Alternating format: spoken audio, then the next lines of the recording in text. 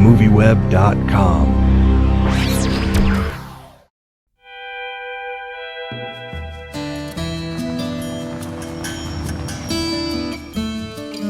Are you going across? Yeah.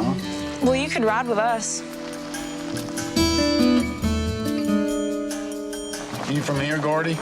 No, I'm from out west. I'm from here my whole life. Are you from here? Just passing through. You know, when you think about it, he's a stranger, and we don't really know him.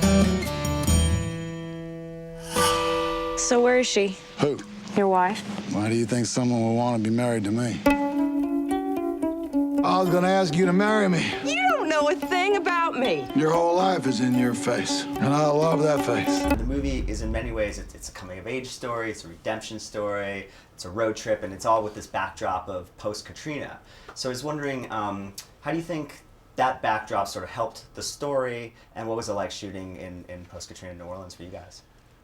Well, answering the second part of that, shooting in New Orleans was kind of mind-blowing for both of us. We lived there. We both lived just on the edge of the quarter, and living in that city and seeing culturally, musically, just the vibrancy of it was kind of overwhelming. I think definitely imbued the film with something special. Oh man, something so unabashedly itself and like really colorful, and at the same time, the three characters that you know it's hard for me to talk about Maria's because she's so not in my little story, but she included absolutely all four of these people are fairly broken but have very strong spirits, undeniably all four of them, and that sort of perfectly reflects New Orleans. And actually the New Orleans is where they arrive at the end of this trip, and there is a sort of celebratory quality to yeah. When you bring that up, the film is really about these broken people and sort of helping each other to put their lives back together. So I was wondering, is that sort of how you saw the film, and do you think there's something important about sort of helping the common man to kind of pick themselves up? Well, I think the film, a lot of the film is about chance, and it's about how small interactions in life can fuse all these and kind of accumulate into amazing things. I think it is about generosity of spirit. It's about looking beyond the surface of people, because on the surface, all four of these characters are massively flawed, and yet they've all got kind hearts and deep hearts.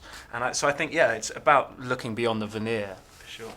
And then I wanted to ask, your character really gravitates towards Brett and towards Gordy, and obviously she's sort of lost and confused in herself. So I was just wondering, what do you think it was that sort of gravitated? What connection did she find with them, and why is it so important for both of your characters to reunite Brett with May?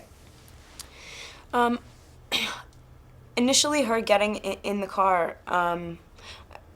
People have asked, what do you think she's running from? I don't think she has, huge problems. She's not, this damaged girl. She's just not very open anymore because, she's, kind of insecure, which most, young teenage girls are, and she was living in a small town with not such a great relationship with her father, so it's she's sort of running from nothing, but intentionally, sort of, breaking the monotony, and she meets this guy who William, we've said, has an undeniable kindness in his eyes, and that is definitely a hole in the story that was filled by him, because if Martine was just stupid and just getting in a car with two random guys, it wouldn't make sense. But the dynamic that they sort of establish, or the dynamic that they're able to identify later on, happens as soon as they all meet, because that's just the way life is. I feel they sort of.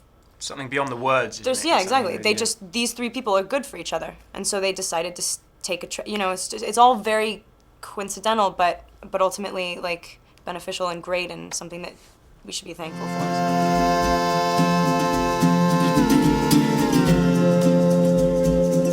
Do you think she knows? Knows what? She's the one thing in your whole life you've ever loved?